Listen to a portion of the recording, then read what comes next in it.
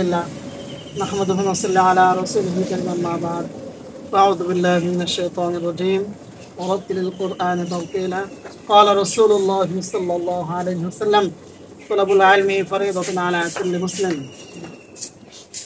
আলহামদুলিল্লাহ আমরা দিনের প্রতিষ্ঠানে বরিশাল নূরে মদিনা নুরানি হাফিজিয়া কওমি মাদ্রাসা ও তিনখানা অত্র মাদ্রাসার প্রতিষ্ঠাতা জনাব মোহাম্মদ নাজিমউদ্দিন মোল্লা। এই মাদ্রাসাটি স্থপিত হয়, শুরু হয়, উদ্বোধন হয় 2017 সাল, 2017 ইংরেজি। তো আমরা পায়ে পায়ে হাঁটি হাঁটি করে এই পর্যন্ত এসে আমাদের এই মাদ্রাসার অনেক উজ্জ্বল ভবিষ্যৎ রয়েছে, অনেক আমাদের অর্জন রয়েছে। এই মাদ্রাসাটি আমরা সর্বপ্রথম মাদ্রাসার যে বোর্ডভুক্ত আছে বাংলাদেশ কোরআন শিক্ষা বোর্ডে, আমরা যে 2022 সালে বোর্ড পরীক্ষায় অংশগ্রহণ করে আমাদের মাদ্রাসার 10 জন ছাত্র গোল্ডেন A+ অর্জন করে 2022 সালে। এরপর প্রত্যেক বছরে 2022 সালে হেফজখানা থেকে পুরা খুলনা বিভাগের ভিতরে একটি ছাত্র মেধা তালিকায় 2য় স্থান অর্জন করে। আলহামদুলিল্লাহ। তো 2023 সালে অত্র মাদ্রাসা হুফাজুল কোরআন ফাউন্ডেশনের উদ্যোগে যে প্রতিযোগিতা কুমারখালী থানার ভিতরে, পুরা কুমারখালী থানার ভিতরে মাদ্রাসাটা 1 নম্বর স্থান অর্জন করে। আলহামদুলিল্লাহ। তো 2023 সালে 1 নম্বর স্থান অর্জন করে, 2024 সালে 2 নম্বর 3 নম্বর স্থান অর্জন করে। এমনকি জেলায় যায় আমাদের ছাত্র পুরস্কার 7ম স্থান অর্জন করে। প্রতি বছর ধারাবাহিকভাবে 25 সাল চলতেছে। আলহামদুলিল্লাহ এবছর আমাদের অনেক ভালো পরিকল্পনা রয়েছে, ভালো কিছু করার সম্ভাবনা রয়েছে। আর এই যে মাদ্রাসাটি আছে এত সুন্দরভাবে পরিচালনা হচ্ছে, যার ওসিলায়, যার অক্লান্ত পরিশ্রমে, যার অর্থে, যার সুনজরে, তিনি আমাদের মাদ্রাসার প্রতিষ্ঠাতা জনাব মোহাম্মদ নাজিমউদ্দিন মোল্লা।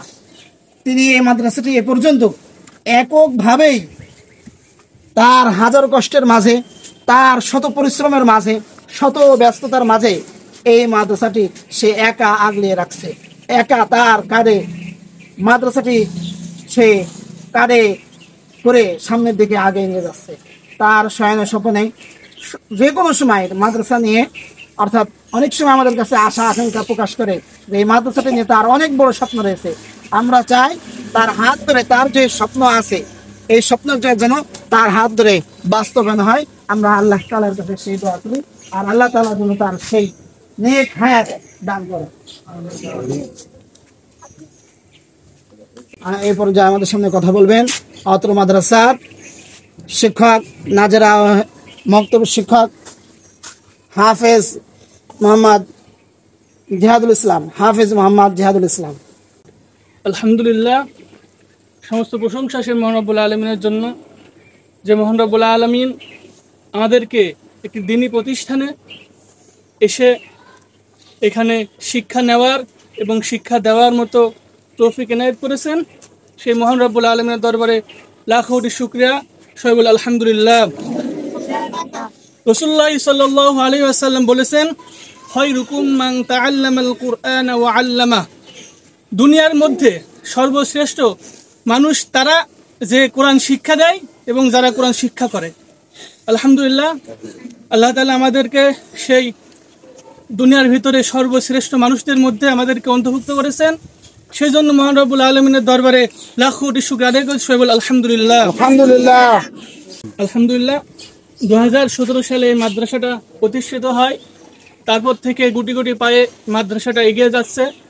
আমরা প্রতি বছরই কুষ্টিয়া এবং কুষ্টিয়ার বাহির থেকে মাদ্রাসার ছাত্ররা পুরস্কার মাদ্রাসা এনেছে এবং শিক্ষকরা অক্লান্ত পরিশ্রমের মাধ্যমে মাদ্রাসাটাকে সুন্দর করে এগিয়ে নিয়ে যাচ্ছে। এই বছরেও আলহামদুলিল্লাহ নাজেরা বিভাগ থেকে 10 জন ছাত্র হেফজখানায় উঠেছে। আপনারা সবাই দোয়া করবেন যেন ছাত্ররা আগামীর ভবিষ্যৎ হতে পারে, মাদ্রাসাটাকে যাতে আরো উজ্জ্বল করতে পারে এবং তাদের পিতামাতার যে ইচ্ছা আকাঙ্ক্ষা, তাদের পিতামাতার ইচ্ছাকে তারা যেন প্রতিষ্ঠিত করতে পারে। সবাই সে দোয়া করবেন। আপনারা সবাই দোয়া করবেন যেন মাদ্রাসাটা আরো সুন্দরভাবে এগিয়ে যায়। আপনারা আরো দোয়া করবেন যাতে মাদ্রাসার সকল কিছু সকল কিছু সুন্দরভাবে এগিয়ে যায় এবং হেফজখানায় ছাত্ররা অনেক সুন্দরভাবে পড়াশোনা করছে এবং তারা যেন আরও ভালোভাবে আগামীতে সারা বিশ্বের দরবারে মাদ্রাসার মুখ উজ্জ্বল করতে পারে সেই দোয়া করবেন। এই পর্যায়ে আপনাদের মধ্যে কথা বলবেন অত্র মাদ্রাসার প্রতিষ্ঠাতা জনাব নাজিমউদ্দিন মোল্লা। মামাকে গুরুত্বপূর্ণ বক্তব্য পেশ করার জন্য অনুরোধ করা হলো। বিসমিল্লাহির রহমানির রহিম। নাহমাদুহু ওয়া নুসাল্লি আলা রাসূলিল কারীম। আম্মা বাদ। আসসালামু আলাইকুম ওয়া রাহমাতুল্লাহ। হয়তো বা আমার মাধ্যমেও যদি বলি, আর যারা আছে এখানে আমার শিক্ষক বিন্দু, তাদের মাধ্যমে তোমাদেরকে লেখাপড়া করার সুযোগ দিয়েছেন এবং আমাদেরকে এখানে অবস্থিতগতভাবে কথা বলার সুযোগ দিয়েছেন। আমরা সবাই বলি আলহামদুলিল্লাহ। আলহামদুলিল্লাহ। তোমরা ভালো আছো? তোমাদের এখানে লেখাপড়া কেমন চলছে? তোমাদের কি হুজুরা মারধর করে? মারধর করেন? তোমাদের পড়াশোনা কেমন করায়? সবাই বলো তোমাদের লেখাপড়া কেমন চলছে? তোমাদের পাঠনা, তোমাদের খেদমত করার জন্য আমরা আছি।